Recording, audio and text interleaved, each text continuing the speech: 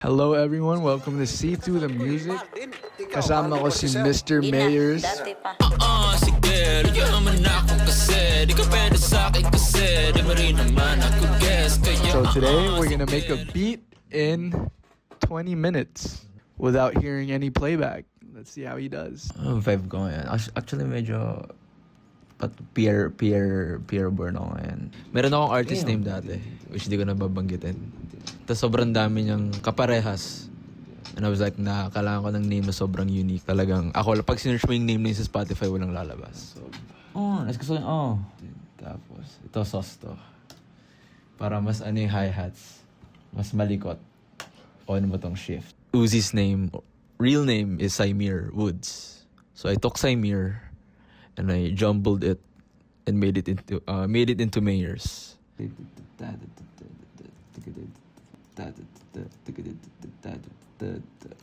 Okay, all goods. Palipan natin yan, left, right. All goods ako dito. Okay ka na dyan? Okay na ako dito. Fuck. Tara.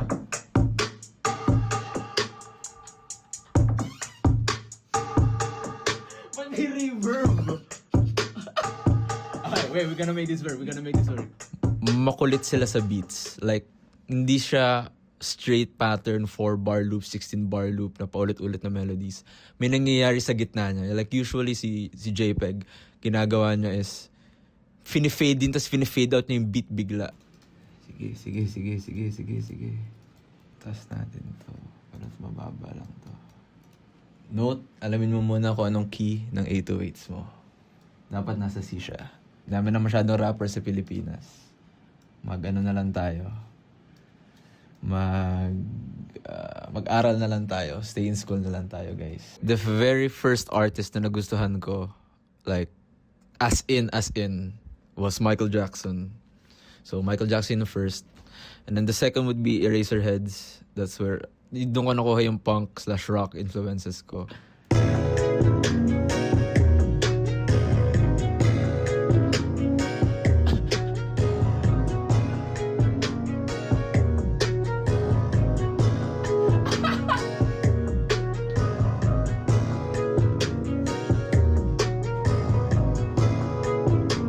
Anong opinion natin kay Too Slimy? Too slimy. Revolutionary siya. Hindi lang trained ears niya. Kaya hindi niya siya gusto. Ako, kahit na hindi ako masyado listener niya, na-appreciate ko yung art niya. Kasi pushing boundaries siya. Too slimy. Maganda siya. Maganda. 5 minutes ulit. Pahingan ko muna pala. Sige. Pero wala naman ako binago. Sige.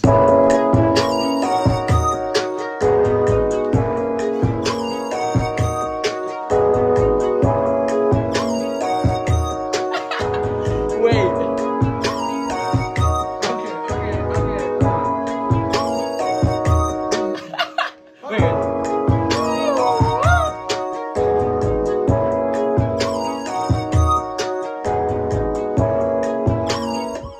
It went into Uzi, and then doon na nagsimula yung love ko for hip-hop.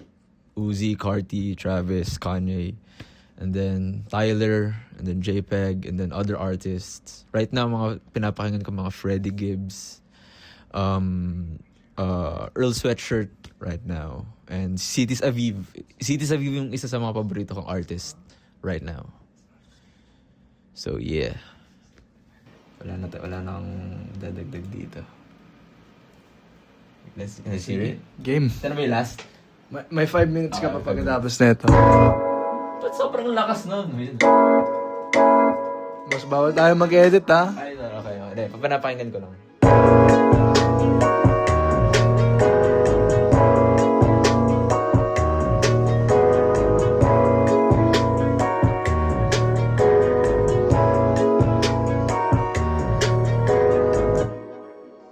Masaya ba tayo dyan, boss? Wait. Okay, alam ko na gagawin ko. 1, 2,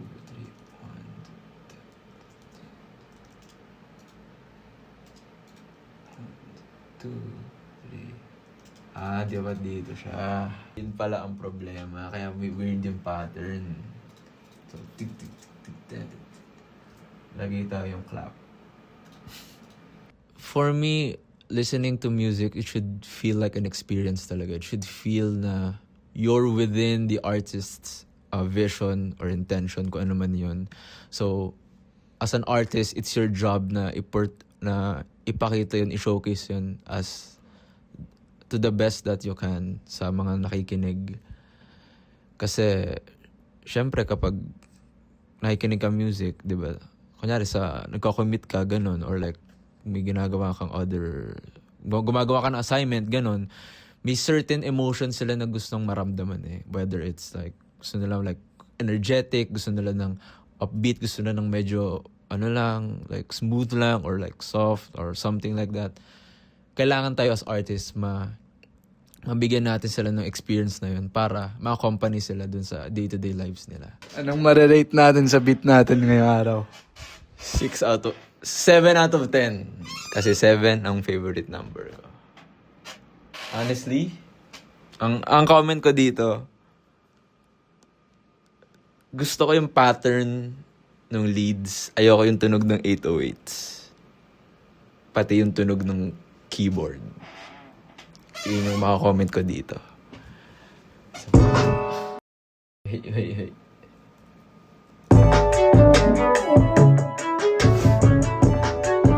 Joke lang pala. Ayoko na bagun yung 808s. Okay lang. Dapat mas mataas to. Okay.